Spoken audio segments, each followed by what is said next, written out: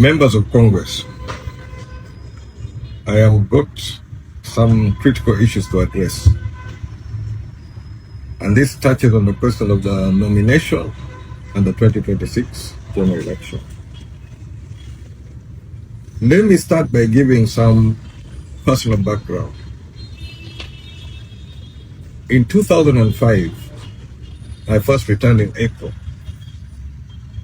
That time we had a consultative group meeting at Christ the King.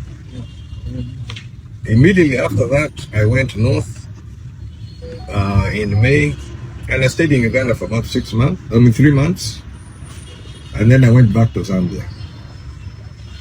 On the 11th of September 2005, I came back to Uganda. If you recall, on 19th of September that same year, we had branch elections.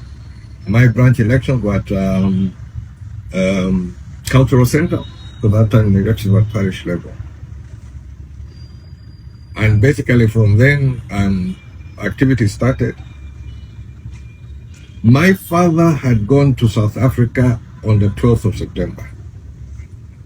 We made arrangements for him to go to South Africa, and then I left to come back to Uganda.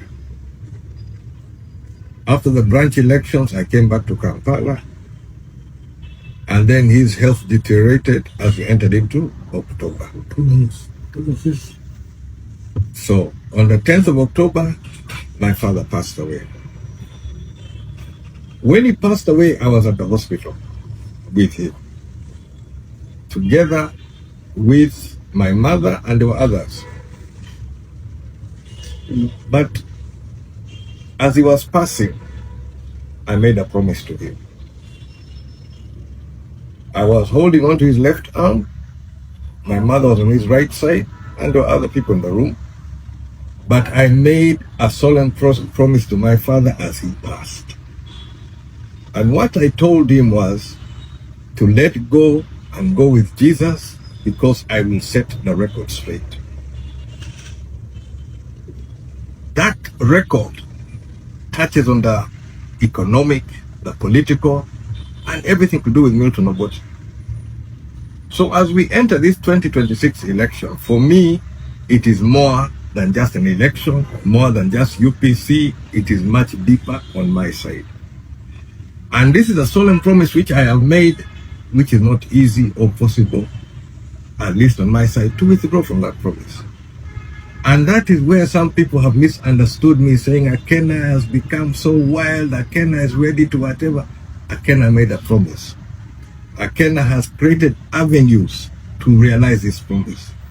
The best chance to realize this promise of setting the record straight was this 2026 general election.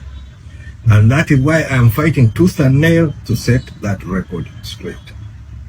So don't think I'm being belligerent for no reason. I have reasons. And this is a promise I made to my father on his deathbed. I must. Which brings me to the context of where we are today. About 3 years ago, something happened, and then I promised politically what route I'm going to use to bring us to a situation whereby, at that time I said I'm going to force a situation where we're going to get a 50+1 rerun.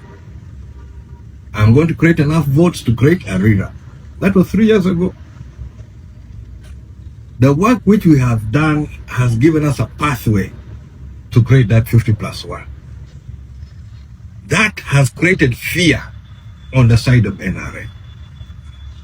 And fear on the side of the president, because the president does not want to go for a second round.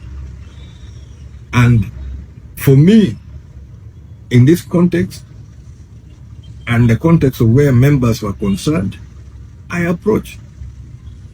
I went to see the president to clear the air.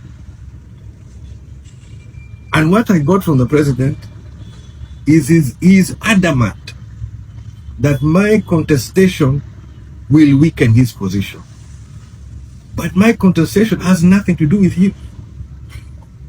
This is something which is, for me as UPC, and me personally as a son of Obote, I want to set the record straight. I didn't go to seek permission.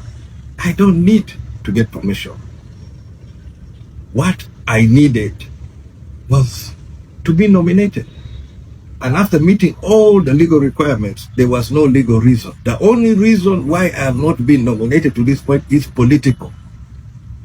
And in the meeting, the president made it very clear.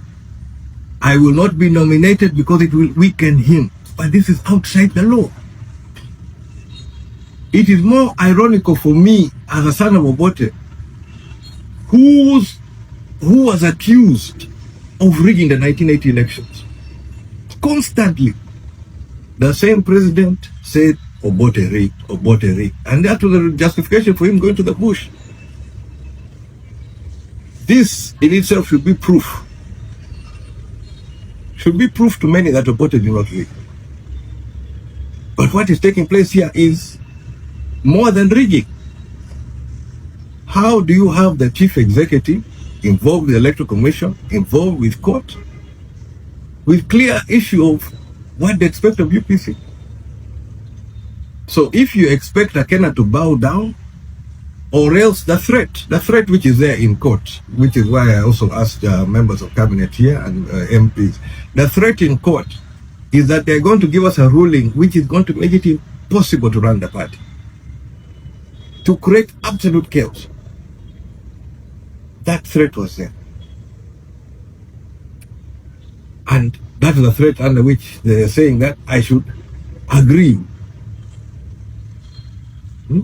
not to be nominated or whatever basis so that I can remain and do whatever.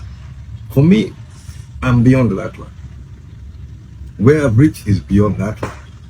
Right now we are here, or at least in my case, I am here to set the record straight. I can prove UPC's record in the 60s. I can prove UPC's record in the 80s. UPC came with the most practical, bankable program to recover Uganda after the Liberation War. I will defend that record. I'll defend the record of Milton Obote. I will never compromise that one. But I have also made it clear, if the cost of doing so means you put me in the ground, I'm ready for that also. And that is the thing which I told most of my leaders before I started on this journey. You weigh the cost of the journey, you weigh the outcome. In my particular case, I'm ready for whichever outcome. But I cannot compromise the values, I cannot compromise what Obote stood for, and I cannot compromise what UPC stands for. So therefore, I am ready to talk, but I'm not ready to compromise. And therefore, I'm urging the members of UPC, stand strong, stand firm. What is being done in bad faith because the reality has come forth. We are on the right track. I do not see any situation whereby I can change my position. I can't. Thank you. I can't. I stand for what Congress stands for. I stand for the truth. And in this campaign, my objective, my key objective was to set the record straight. And I'll set the record straight economically, politically, across the board. That's why I must be on the ballot. Let me speak to the people of Uganda. Let the people of Uganda reject me. Let this long history that UPC rigged, UPC were killers, let us address it. That's why I want to be on the ballot. Not to be hidden away. So I am not running. I'm not turning around. I am going to face this thing head on. But what has been done is wrong. What has been done is wrong. And the president is clearly involved. Is this the democracy they fought for?